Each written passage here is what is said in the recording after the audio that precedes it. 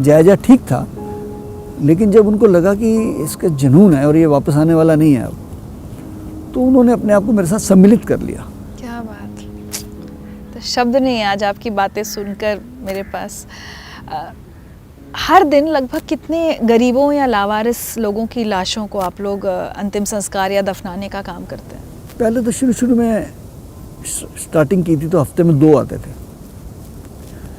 फिर महीने में 10-15 आने लगे करते करते। अभी 2 की एवरेज तो पर डे है गरीबों की।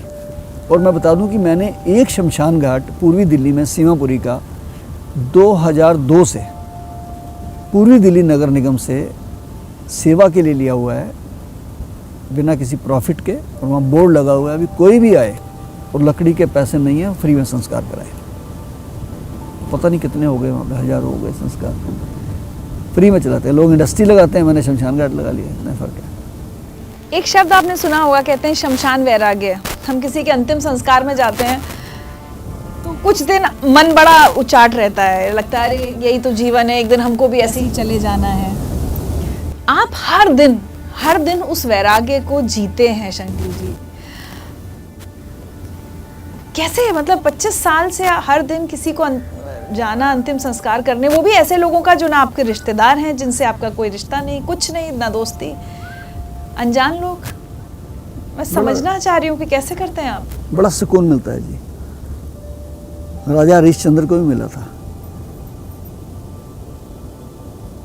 जब हम गुरुद्वारे, मंदिर या मस्जिद जाते हैं, अपने किसी भी धार्मिक स्थल पे, जब हम वापस आते हैं तो हमें लगता है यार हमारा तो कोई कुछ बिगाड़ ही नहीं सकता, आज तो हम भगवान को मिल के आ गए हैं, जो मांगेगा वो मिलेगा।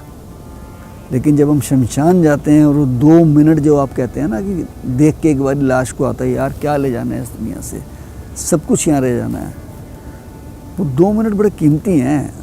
उस 2 मिनट ने मेरे जीवन को बदला है निगम बोध घाट पे, आज से 25 साल पहले। अगर मैं वो लाश नहीं देखता और वो लकड़ी वाला सीन नहीं देखता तो मेरा जीवन कैसे बदलता।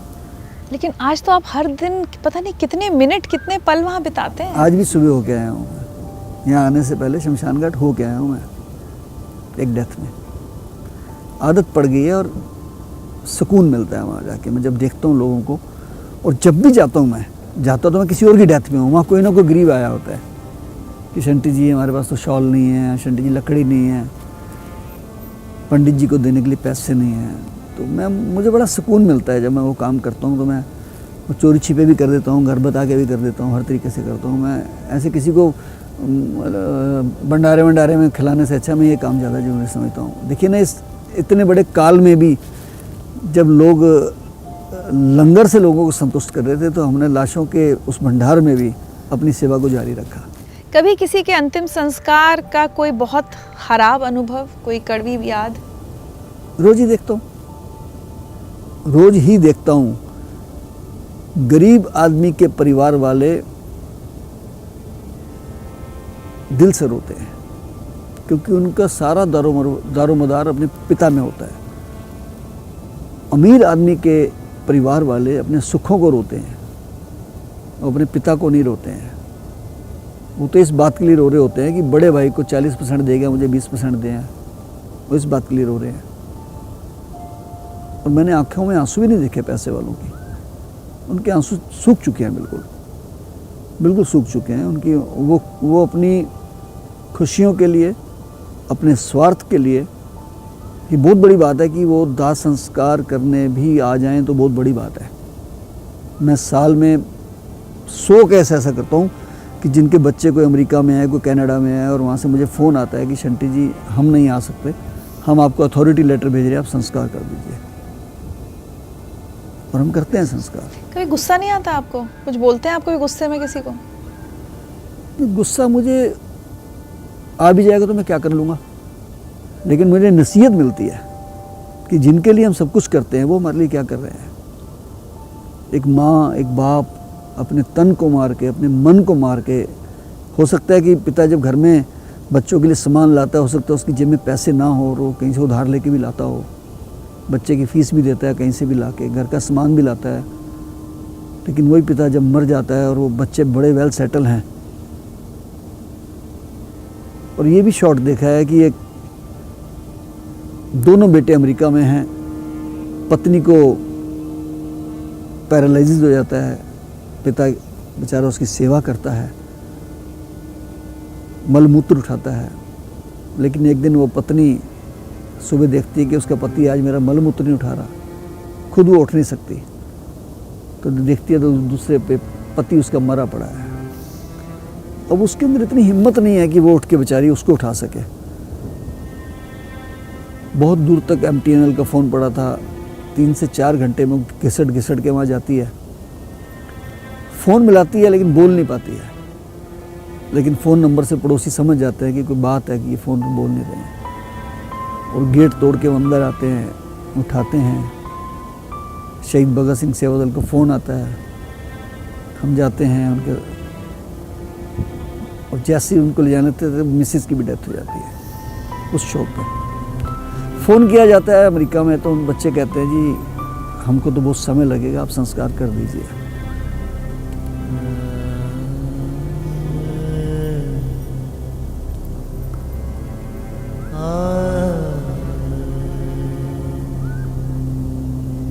मतलब पूरे शहर के कंधे थे उनके पास,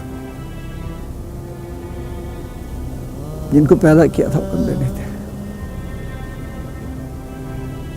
तभी लिखा ना गुरबानी में, जगत में झूठी देखी प्रीत, इसलिए ये बहुत कुछ देखा है जी मुझे, आंखों से देखा है, भूल नहीं पाता हूँ।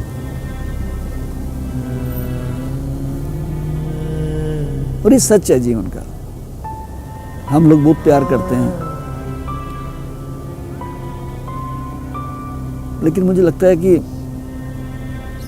हम जिनको प्यार करते हैं वो बड़े होकर उस प्यार को भूल जाते हैं, उनको कुछ और दिखता है, उनके लिए प्यार से ज़्यादा चीज़ों की कीमत है। इसलिए मैंने तो अपने जीवन को बदल लिया है जी काफ़ी हद तक। मैं बड़ा सेटिस्फाई हूँ इस बात से कि जो हो रहा है अच्छा हो रहा है, जो होगा अच्छा होगा, किसी के ऊपर हम उम्मीद ही ना रखें, अपने आप को इतना प्रिपेयर कर दें। मेरे पास 10 फ़ोन ऐसे आते हैं कि शंटी जी मैं लिख के जा रहा हूँ कि मेरी डेथ हो जाए तो संस्कार मेरे बच्चे ना करें, आप करें। अच्छा। लिख के जाते हैं। उन्हें पता होता है कि नहीं करेगा कोई उनका? करेगा भी तो कहते नहीं, हम आपसे कराना चाहते हैं, कम से कम आप विधिवत तो कर दोगे, समय पे तो कर दोगे।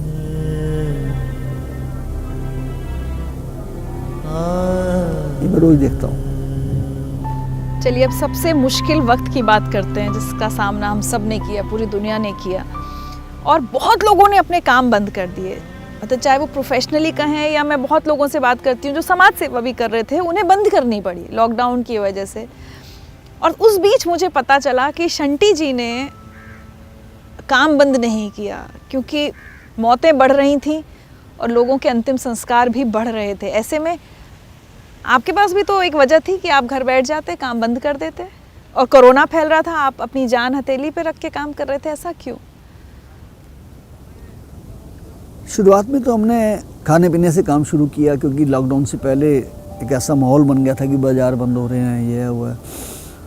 तो हमने जहाँ पे आइसोलेशन सेंटर बना था मंडोली जेल में, तो मैंने वहाँ सेवा शुरू की खाने पीने की, लंगर की। फिर मुझे डीएम साहब ने कहा कि शंटी जी हमें एम्बुलेंस की जरूरत पड़ सकती है आने वाले समय में, हमें लगता है बहुत बढ़ेगा ये। तो मेरे कई साथियों ने कहा यार ये तो मौत का मंजर है, तो सही बात है, आप बहुत बड़ा पंगा ले रहे हो, मना कर दो। मैंने कहा शहीद भगत सिंह को जुनून था, तो उन्होंने कहा था ना कि दम निकले इस देश की खातिर बस इतना अरमान है। उनकी माँ ने भी कहा था शादी करा दूंगी, तो उन्होंने कहा था कि दुल्हन तो ब्याह के लाऊंगा पर आज़ादी के रूप में। यार 25 साल से सेवा कर रहे हैं देश की हम, और आज इतनी बड़ा देश के ऊपर विपदा आई है, मानवता के ऊपर विपदा आई है, और हम अगर सेवा नहीं करते हैं तो हमें ये मुल्क कभी माफ़ नहीं करेगा, मानवता भी माफ़ नहीं करेगी, हमारे गुरु भी माफ़ नहीं करेंगे। भाई मैं तो सेवा करूँगा कुछ भी हो जाए। ड्राइवर्स को मैंने पूरा पक्का कर दिया, मजबूत कर दिया। मैंने कहा जिसको छुट्टी लेनी है ले सकता है, मैं ये काम करूँगा।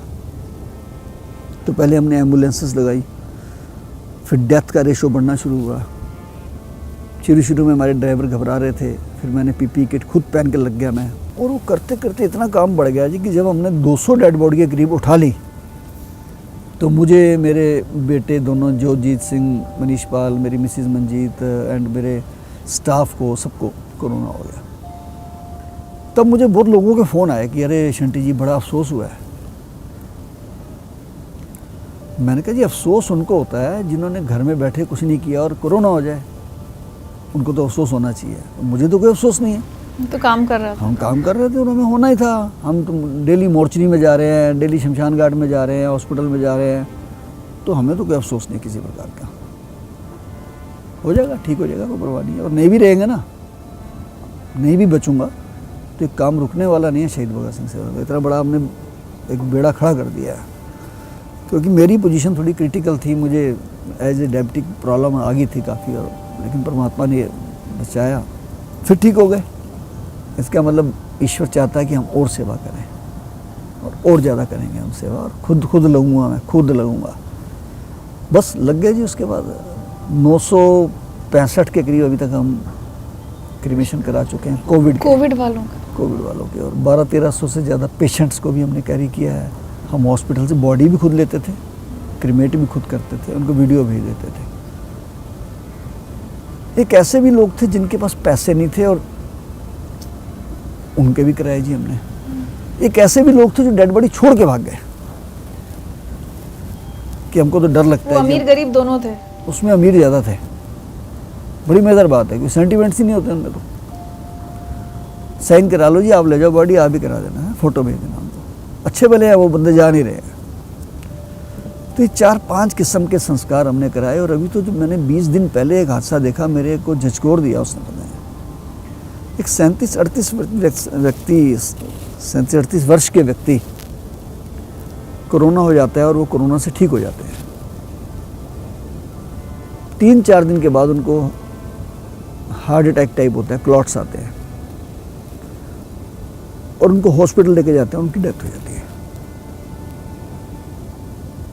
जिस जगह वो रहते हैं बिल्डिंग्स है, पूरी रो आमने सामने हैं, 1000 बंदे इधर रहते होंगे, 1000 इधर रहते होंगे। मुझे किसी का फ़ोन आया जी ऐसे ऐसे उनकी डेथ होगी और लाश घर पे आ गई है, उनका संस्कार कराने वाला कोई नहीं है। तो मैं समझ गया सारा हादसा कि मैं अपने वॉरियर अपने साथ रखता हूँ, 4 वॉरियर हमेशा संस्कार कराने के लिए। पीपी किट वगैरह पहन के हम पूरे एक्यूप्ड होके जाते हैं। मैं हैरान हुआ उस चीज़ को देख के कि वो व्यक्ति जो वहाँ का एक बहुत अच्छा सोशल वर्कर भी था, सिंगर भी था, वो उसकी मिसेज जो 30-35 साल की होंगी, दोनों तरफ की बिल्डिंगों में 500-500 लोग ऊपर खड़े हैं, जैसे कोई नीचे शूट हो रहा है या कोई कार्यक्रम हो रहा है। अकेली लेडी उसकी यार लाश के पास बैठी है, अकेली उसकी मिसेज। वो